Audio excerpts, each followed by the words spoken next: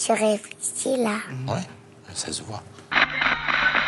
Moi, tu me parles pas d'âge. Parce que c'est notre projet! Et j'attendais, je ne vous le cache pas, ce moment avec un peu d'impatience. Bonjour à toutes et à tous, j'espère que tu vas bien. Aujourd'hui, dans ce nouvel épisode du Monde à ma hauteur, on va parler d'un rendez-vous important pour la France, les élections municipales. Alors tu te demandes peut-être qu'est-ce que c'est ? Eh bien, ce sont 2 jours cette année, ce dimanche 15 mars et le dimanche 22 mars, où les habitants d'une ville ou d'un village choisissent les personnes qui vont s'occuper de leur commune pendant 6 ans. Aux élections municipales, on ne vote pas pour une seule personne comme à l'élection présidentielle, on vote pour une liste, c'est-à-dire une équipe de candidats avec à leur tête le futur maire.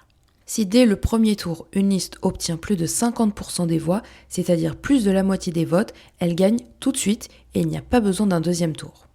À Paris, Marseille et Lyon, c'est un peu spécial. Les habitants votent 2 fois le même jour, une fois pour choisir l'équipe qui dirigera toute la ville et une autre fois pour choisir l'équipe de leur arrondissement, c'est-à-dire leur quartier. Et pour choisir, les habitants regardent les idées des candidats.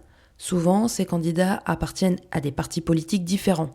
Un parti politique, c'est un groupe de personnes qui ont des idées en commun. Chaque équipe propose donc un programme, c'est-à-dire qu'elle veut mettre en place si elle est élue. Par exemple, certains candidats veulent plus de nature en ville, d'autres veulent améliorer les écoles, développer les transports, ou alors certains renforcer la sécurité. Voter, c'est choisir le projet qui ressemble le plus à ce que l'on veut pour sa ville.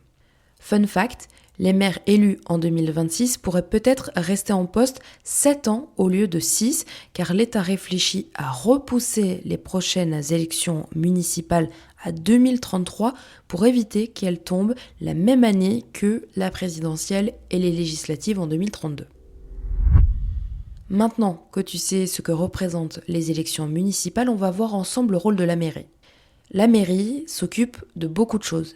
Elle gère par exemple les écoles primaires, les cantines, les crèches, les bibliothèques, mais aussi certains équipements sportifs et culturels, ainsi que les parcs et les jardins. Elle participe aussi à l'entretien de la ville, comme certaines routes, l'éclairage public ou la propreté. La mairie organise aussi des services utiles pour les habitants, comme l'état civil, c'est-à-dire les papiers importants comme les cartes d'identité, les actes de naissance ou les mariages. En résumé, la mairie aide à faire fonctionner la ville ou le village et à améliorer la vie des habitants. Alors maintenant, remontons un peu dans le temps pour savoir si les élections municipales ont toujours été comme ça. Les élections municipales existent depuis longtemps, mais on n'a pas toujours voté comme aujourd'hui. Pendant longtemps, en France, tout le monde ne votait pas. Au début, seuls certains hommes pouvaient participer aux élections, souvent selon leur richesse ou leur place dans la société. La commune, elle, devient vraiment la base de l'organisation locale en 1789, au moment de la Révolution française. C'est là qu'on commence à construire la France avec des villes et des villages comme on la connaît aujourd'hui. Ensuite, une étape importante arrive en 1831. À ce moment-là, les conseillers municipaux sont élus, mais le maire n'est pas encore choisi comme aujourd'hui, il est choisi alors par l'État. Puis, en 1848, la France adopte le suffrage universel masculin. Ça veut dire que tous les hommes adultes peuvent alors voter. En 1884, une nouvelle loi a permis aux villes et aux villages de fonctionner d'une façon plus proche que celle qu'on connaît aujourd'hui, avec plus de place pour le vote et la démocratie locale. Et les femmes dans tout ça ? Eh bien en France, elles obtiennent enfin le droit de vote en 1944 et elles votent pour la première fois en 1945, y compris aux élections municipales.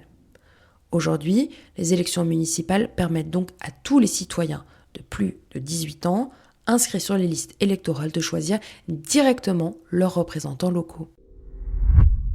Voilà, j'espère que ce nouvel épisode du Monde à ma hauteur t'a permis de mieux comprendre les élections municipales. On se retrouve la semaine prochaine pour un nouvel épisode. En attendant, prends soin de toi. Je vous demande de vous arrêter. Au revoir.